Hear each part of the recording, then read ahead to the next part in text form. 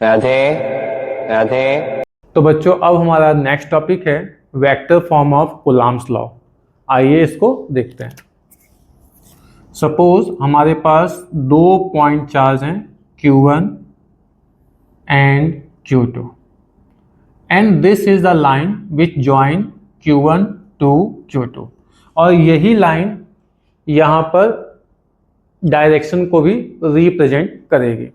अगर हम यहाँ पर डायरेक्शन ले रहे हैं चार्ज Q1 से Q2 की तरफ तो हमें यहाँ पर एक एरो मेंशन करना होगा, ये इसकी डायरेक्शन को रिप्रेजेंट करेगी। हमने सपोज किया कि इनके बीच का जो सेपरेशन है ना उसका मैग्नीट्यूड है R।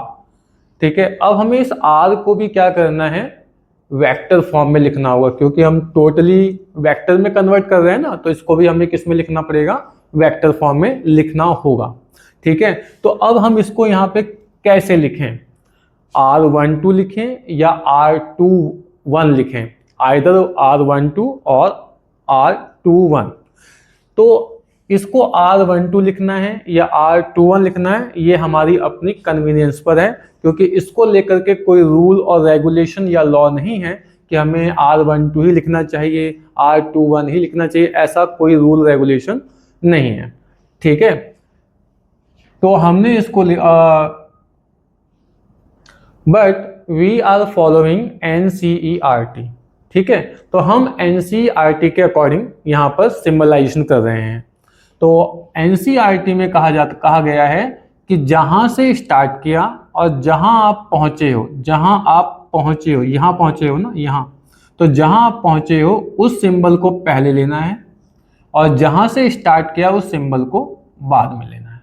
तो हम इसको लिखेंगे R21 और R21 का मतलब हमारे लिए होगा R2 माइनस R1। ठीक है, जैसा मैंने कहा ये हमारी अपनी कन्वीनियंसी के ऊपर है, हम इसे R12 भी लिख सकते हैं। जब हम इसे R12 लिखेंगे तो उसका मतलब होगा जो 1 है ये रिप्रेजेंट करता है जहां से आपने स्टार्ट किया है और 2 इस बात को रिप्रेजेंट करता है जहां पे आपने एंड किया है। ये आपका वही सिस्टम है जो आपने अपनी प्रीवियस क्लास में पढ़ा हुआ है, क्लास 11th में।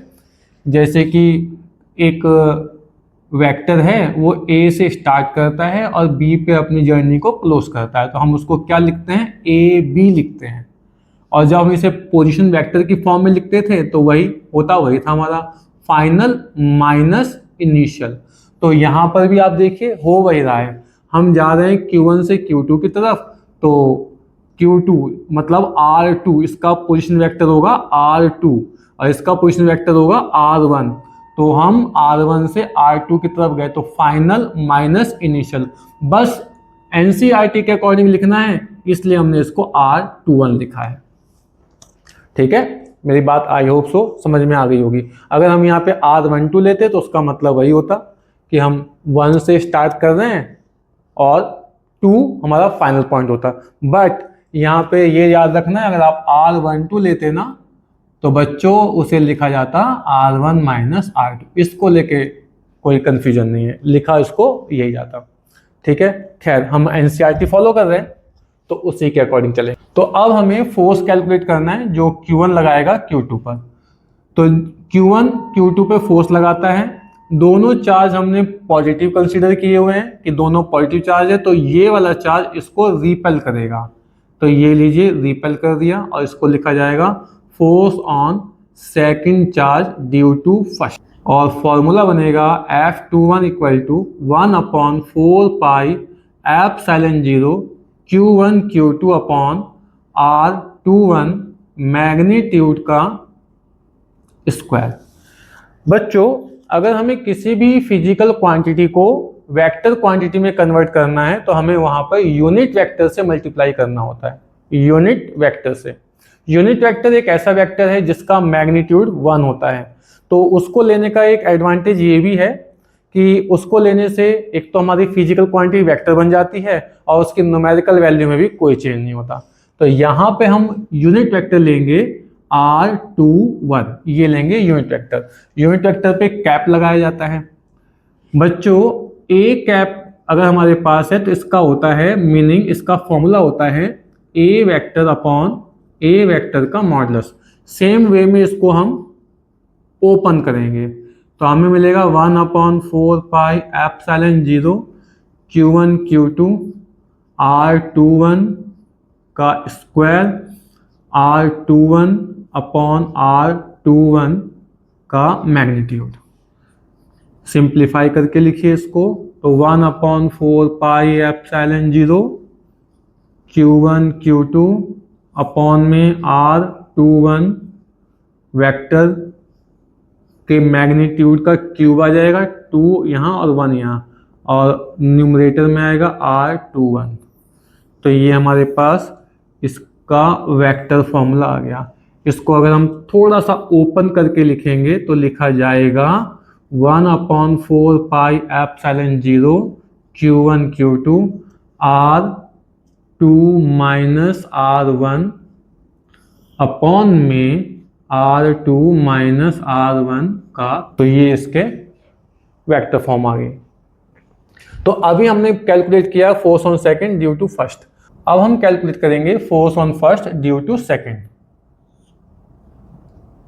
और इसको लिखा जाएगा F12, और F12 का फॉर्मूला बनेगा 1/4 pi epsilon 0 Q1 Q2 upon R12 का स्क्वायर इंटू R12 का यूनिट वेक्टर।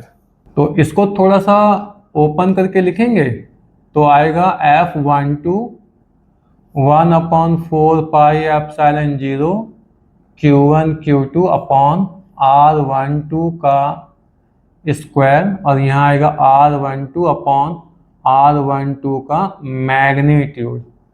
तो यहाँ F12 आएगा 1/4 pi epsilon 0 Q1 Q2 upon में R12 का क्यूब, और यहाँ आएगा R12 का वेक्टर। तो ये आ गया force on first due to second. और अगर हम इस वेक्टर को भी खोल के लिख दें तो the formula becomes 1/4 pi epsilon 0 Q1 Q2, तो ये आएगा R1 माइनस R2 का क्यूब, और यहाँ हो जाएगा R1 माइनस R2। बच्चों हम इसको ना ऐसे लिख सकते हैं F12 1/4 pi epsilon 0 Q1 Q2 upon, ये जो नीचे है ना R1 माइनस R2, इसको हम लिख लेंगे R2 माइनस R1। बच्चों यहाँ पे हमने क्या किया है, इसका मैग्नीट्यूड लिया है, मैग्नीट्यूड, तो इसलिए R1 माइनस R2 कीजिए या R2 माइनस R1 कीजिए, उससे कोई फर्क पड़ेगा नहीं। यहाँ पर भी हम इसको लिखेंगे R2 माइनस R1। जब हम इसको R2 माइनस R1 लिखेंगे तो हमें माइनस कॉमन लेना होगा, माइनस शुरू में आएगा। अब ये जो हमारे पास ब्रैकेट में क्वांटिटी है, this is the value of F21 which represent Newton's third law which is also known as action reaction law, कि पहला चार्ज दूसरे चार्ज पर जितना फोर्स लगाएगा, दूसरा चार्ज पहले वाले पे उतना ही फोर्स लगाएगा, बट अपोजिट डायरेक्शन में। और कूलम्ब्स लॉ की स्टेटमेंट में ही मैंने आपको बताया था कि लगने वाला फोर्स जो होता है उन दोनों चार्जेस को ज्वाइन करने वाली लाइन के अलोंग ही लगता है, और यही चीज डायग्राम में दिखाई गई है। Force on second due to first repulsive force है, इसी लाइन के अलोंग लगेगा, और force on first due to second इसी लाइन के अलोंग लगेगा ऐसे। तो जितना फोर्स पहला चार्ज दूसरे पे लगाता है, दूसरा वाला भी पहले पे इतना ही फोर्स लगाता है। इस चीज को भी याद रखना, ये कुछ न्यूमेरिकल्स में हमारी हेल्प करता है। मैं उम्मीद करता हूँ ये वाला टॉपिक भी आपको बहुत अच्छे से क्लियर हुआ हो।